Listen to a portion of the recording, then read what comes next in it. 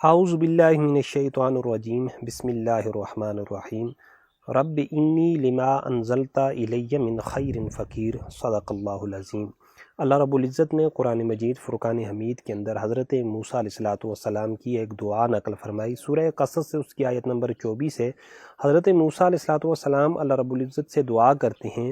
اے مولا جو بھی بلائی تو میری طرف اتارے، میں اس کا محتاج ہوں۔ حضرت موسیٰ علیہ السلام کا واقعہ یہ ہے کہ جب آپ مصر سے سفر کر کے مدین پہنچتے ہیں تو تھکاوٹ سے برا حال ہے، کئی دنوں سے کھانے کا لقمہ بھی نصیب نہیں ہوا، رہنے کے لیے رہائش نہیں ہے۔ اسی اثناء میں آپ ایک کنویں کے پاس ایک درخت کے نیچے جا کے لیٹ جاتے ہیں۔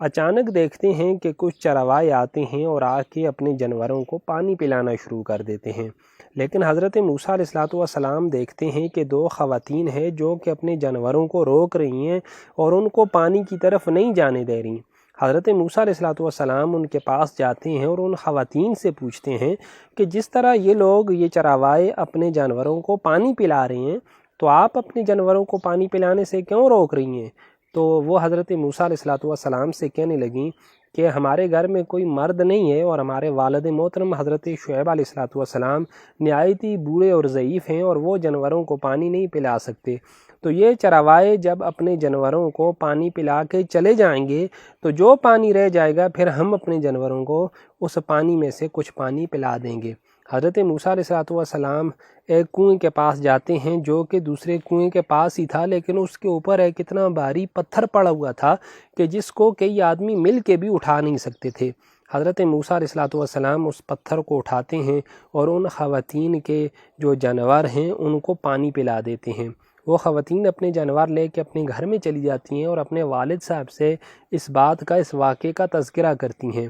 کچھ ہی لمحوں کے بعد حضرت موسیٰ علیہ السلام کیا دیکھتے ہیں کہ ان خواتین میں سے خاتون حضرت موسیٰ علیہ السلام کے پاس آتی ہیں اور آ کے ان کو یہ کہتی ہیں کہ ہمارے ابا جان آپ کو یاد فرما رہے ہیں، اپنے گھر کے اوپر بلا رہے ہیں۔ حضرت موسیٰ علیہ السلام چلے جاتے ہیں، حضرت شعیب علیہ السلام سے ملاقات ہو جاتی ہے اور کھانے کے لیے کھانا بھی مل جاتا ہے اور رہنے کے لیے رہائش بھی اللہ رب العزت عطا فرما دیتے ہیں۔ اور اسی طرح کچھ عرصے کے بعد حضرت شعیب علیہ السلام کی صاحبزادی حضرت صفورہ رضی اللہ تعالیٰ عنہ سے حضرت موسیٰ علیہ السلام کی شادی بھی ہو جاتی ہے۔ تو اس قرآنی دعا سے ہمیں یہ بات معلوم ہوتی ہے کہ وہ دعائیں جو انبیاء کرام علیہ السلام نے اللہ رب العزت سے مانگی ہیں وہ دعائیں قبول ہیں۔ حضرت موسیٰ علیہ السلام کی دعا کس طرح اللہ نے قبول کی کہ ان کے کھانے پینے کا اہتمام بھی فرما دیا، ان کی رہائش کا مسئلہ بھی حل فرما دیا، اور اسی طرح کچھ عرصے کے بعد ان کی شادی بھی حضرت صفورہ رضی اللہ تعالیٰ عنہ سے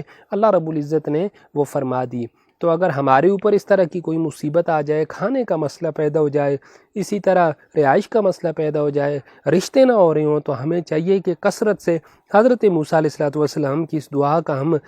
ورد کیا کریں، تو اس ورد کی وجہ سے اللہ رب العزت ہمارے بھی مسئلے مسائل حل فرما دیں گے۔